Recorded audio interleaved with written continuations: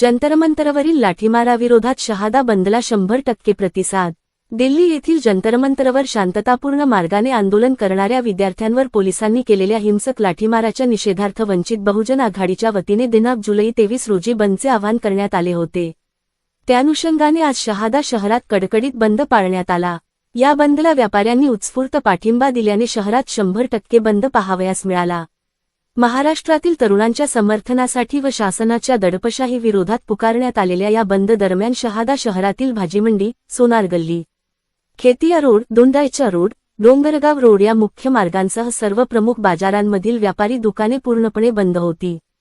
तर डॉक्टर बाबासाहेब आंबेडकर पुतळा परिसरातील सर्व व्यापारी आस्थापनांनी स्वतःहून आपली दुकाने बंद ठेवत आंदोलनाला जाहीर पाठिंबा दर्शवला आहे। नागरिकांची गैरसोय टाळण्यासाठी दवाखाने आणि मेडिकल स्टोअर्स यांसारख्या अत्यावश्यक सेवा मात्र नियमितपणे सुरू ठेवण्यात आल्या होत्या। दिल्लीतील जंतरमंतरवर शिक्षणतज्ज्ञ सोनम वांगचूक यांच्यासह हजारो विद्यार्थी नीट पेपरफुटी प्रकरणी केंद्रीय शिक्षण मंत्र्यांच्या राजीनाम्याची मागणी करत आंदोलन करत आहेत। या आंदोलनादरम्यान पोलिसांनी केलेल्या हिंसक हल्ल्यात विद्यार्थ्यांचा मृत्यू झाल्याचा गंभीर आरोप निवेदनात करण्यात आला आहे। या दडपशाहीचा तीव्र शब्दात निषेध नोंदवत वंचित बहुजन आघाडीच्या वतीने उपविभागीय अधिकारी दीपक गिरासे यांना राष्ट्रपतींच्या नावे असलेले निवेदन सादर करण्यात आले। जोपर्यंत तरुणांना आणि विद्यार्थ्यांना न्याय मिळत नाही तोपर्यंत लढा सुरूच राहील, असा इशारा यावेळी कार्यकर्त्यांनी दिला।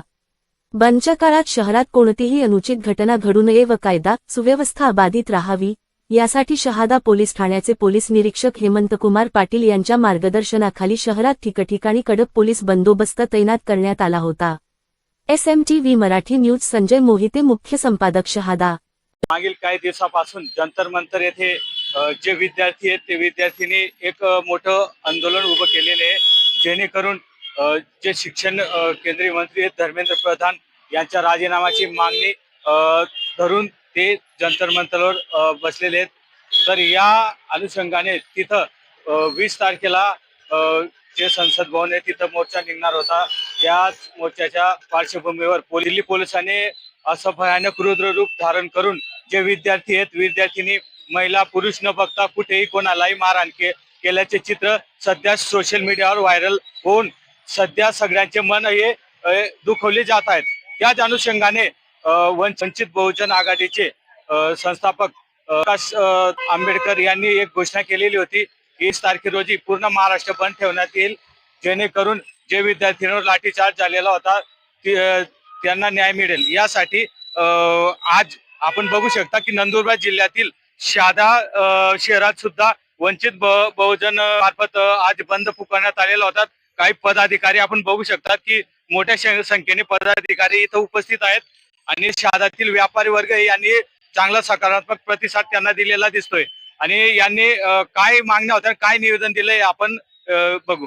वंचित बहुजन आघाडी मार्फत आज प्रकाश आंबेडकर साहेबांनी पूर्ण महाराष्ट्र बंद पुकारलेला होता। दिल्ली इथं जंतर मंतरवर जे कृत्य घडलं, जे पेपर फुटी संदर्भात जे कृत्य घडलं, जे प्रशासनाने जे कृत्य केलं त्या संदर्भात आज माननीय प्रकाशजी आंबेडकरांनी जे बंद पुकारलेला होता। पूर्ण नंदुरबार जिल्ह्यात शहादा तालुक्यात पूर्ण परिसरात आम्हाला प्रतिसाद मिळालेला, दुकानं बंद ठेवलेले, नागरिकांनी सर्वांनी व्यापारी वर्गांनी सर्वांनी मिळून प्रतिसाद दिलेला आहे। त्यांच्या मी वंचित बहुजन आघाडीकडनं यांचे आभार व्यक्त करतोय मी।